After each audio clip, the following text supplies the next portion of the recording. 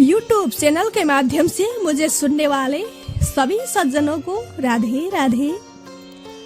आज मैं आप सभी को माघ मास महात्म्य के शुभ समय में स्कंद पुराण के अंतर्गत श्री स्वस्थानी व्रत की कथाएं सुनाने जा रही हूँ। सबसे पहले हम सब पुष्पांजलि प्रार्थना करते हैं। ओम यं ब्रह्मा वरुणेन्द्र रुद्रमरुतः स्तुन्वन्ति दिव्यैस्तवैर् वेदैः साङ्गपदक्रमोपनिषदैर्गायन्ति यं सामगाः ध्यानावस्थित तद्गतेन मनसा पश्यन्ति यं योगिनो यस्यान्तं न विदुसुरासुरगणा देवाय तस्मै नमः। श्रीमच्चन्दन चर्चितोज्ज्वलवपु शुक्लाम्बरा मल्लिका मालालङ्कृतकुण्डला प्रविलसन् मुक्तावली शोभिता सर्वज्ञाननिदान पुस्तकधरा रुद्राक्षमालाकरा वाग्देवी वनदाम्बुजे वसतु मे त्रैलोक्यमाता चिरम् मुखं करोति वाचालं पङ्गुं लङ्घयते गिरिं यत्कृपातमहं वन्दे परमानन्दमाधवम्।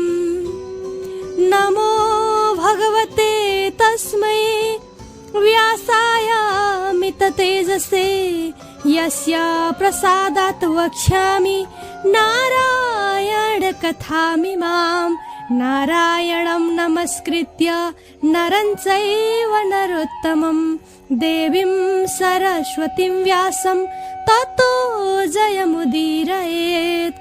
साष्टाङ्गं नमनं कृत्वा स्वस्थानीं परमेश्वरीं कथां सुधोपमां देव्याः श्रुत्वाभीष्टफलं लभेत्। श्री स्वस्थानी परमेश्वर्यै नमो नमः। प्रथमोऽध्यायः सृष्टिक्रम और ब्रह्मांड वर्णन। प्रथम अध्याय में सृष्टि एवं ब्रह्मांड का वर्णन है। कुमार जी अगस्त्य मुनि से कहते हैं, हे अगस्त्य मुनि, मैं तुम्हें श्री स्वस्थानी परमेश्वरी की कथा के आधार पर सृष्टि के क्रम की पवित्र कहानियां और ब्रह्मांड के विवरण का वर्णन कर रहा हूँ। ध्यान से सुन लो। इस अनंत ब्रह्मांड के नायक निर्माता सर्वोच्च भगवान ने स्वयं 3 देवताओं के रूप में प्रकट किया। ब्रह्मा रचयिता, विष्णु पालन करता और महेश्वर संहारक। यही देवताएं हैं। पहले ब्रह्मा, दूसरे विष्णु और तीसरे महेश्वर। अतः परब्रह्म की इच्छा के बिना कोई भी क्रिया अर्थात सृजन एवं विनाश नहीं हो सकता। सृष्टि के स्वामी की इच्छा के अनुसार इस विश्व ब्रह्मांड में प्राणियों का जन्म, पालन और विनाश का चक्र चल रहा है। ब्रह्मा, विष्णु और शिव का जीवन काल केवल ब्रह्मा का है, लेकिन विष्णु और शिव का जीवन काल का कोई प्रमाण नहीं है। इस 100 वर्ष को ब्रह्मा का अनंत जीवन या परमायु कहा जाता है और 100 वर्ष के आधे भाग को परार्ध कहा जाता है। 100 वर्ष की आयु पूरी करने के बाद ब्रह्मा का नाश हो जाता है। इसे प्रलय कहा जाता है। प्रलय के बाद पिछली सृष्टि का नाश हो जाता है। पिछली सृष्टि का कुछ भी नहीं बचता, केवल रूप या शून्य ही रह जाता है और नई रचना हो जाती है। नई सृष्टि पिछली सृष्टि के क्रम में ही होगी, लेकिन प्रलय कई प्रकार से होगी। जिस प्रकार विष्णु का निवास वैकुंठ में और शिव का निवास कैलाश में है, उसी प्रकार ब्रह्मा का निवास स्थान सत्यलोक है। उसके घर में सब कुछ है, दिन और रात भी होते हैं। इसलिए ब्रह्मा की आयु घटती है और 100 वर्ष पूरे होने पर प्रलय होगी। जब ब्रह्मा का सूर्योदय होता है तो वह सृजन करना शुरू कर देते हैं। सत्य, त्रेता, द्वापर और कलयुग एक ही दिन में यहाँ विचरण करते हैं और दिन बीत जाने और रात्रि होने पर प्रलय हो जाएगा। इसी प्रकार जब ब्रह्मा के 100 वर्ष पूरे होंगे तब महाप्रलय होगा। महाप्रलय के बाद केवल निराकार शून्य आसमान ही बचता है।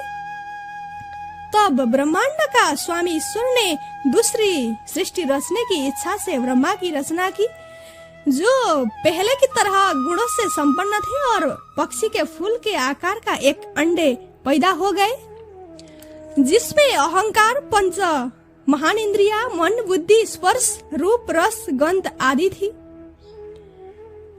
वह अंडे ब्रह्म है, इसलिए इसे ब्रह्मांड कहा जाता है। अंडे के दो भागों में विभाजित होने के बाद एक भाग प्रकृति बन जाती है और दूसरा भाग पुरुष बन जाता है। वह प्रकृति पुरुष द्वारा चारों मुख वाले ब्रह्मा के रूप में बनाई गई है। अनंत ब्रह्मांड के भगवान विष्णु है और पंचमुख वाले रुद्र के रूप में वह विनाश के सभी कार्य करते हैं।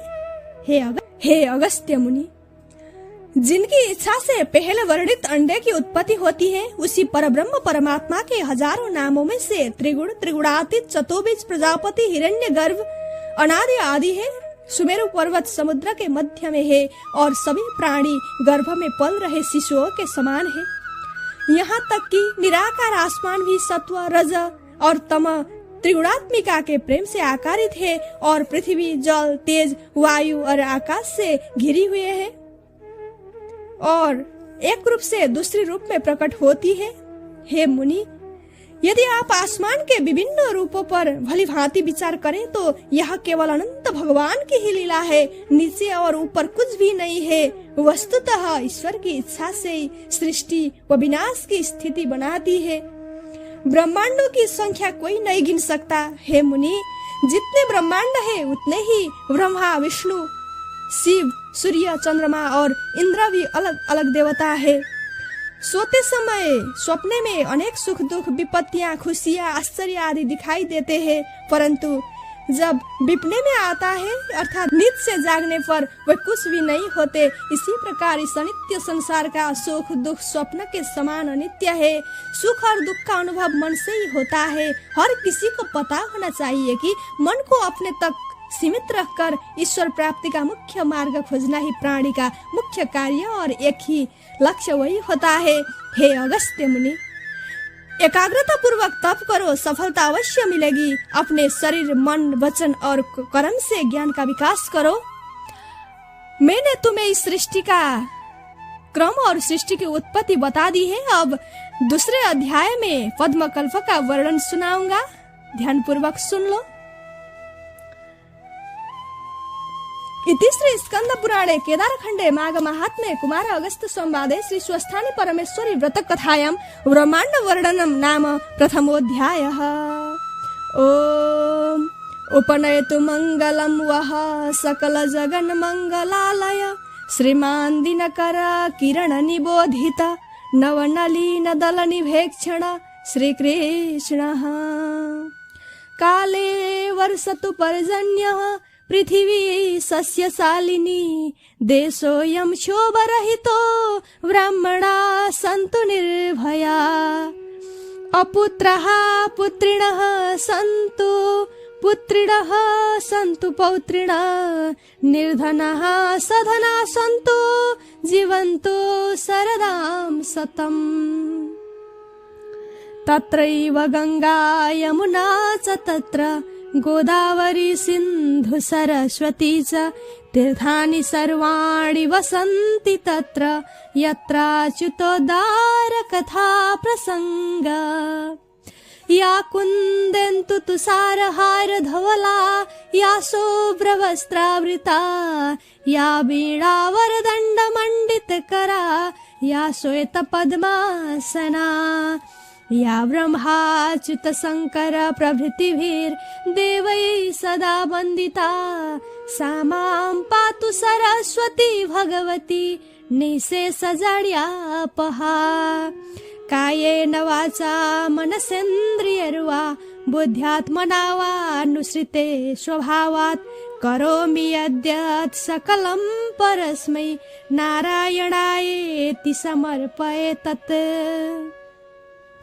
अनन्यचेतसा भक्त्या श्रुतं यच्च कथामृतं समर्पयामि तत्सर्वं स्वस्थानीं परमेश्वरीम्। ओम श्री स्वस्थानी परमेश्वर्यै नमो नमः। श्री स्वस्थानी देव्यार्पणमस्तु। श्री स्वस्थानी माता की जय। राधे राधे।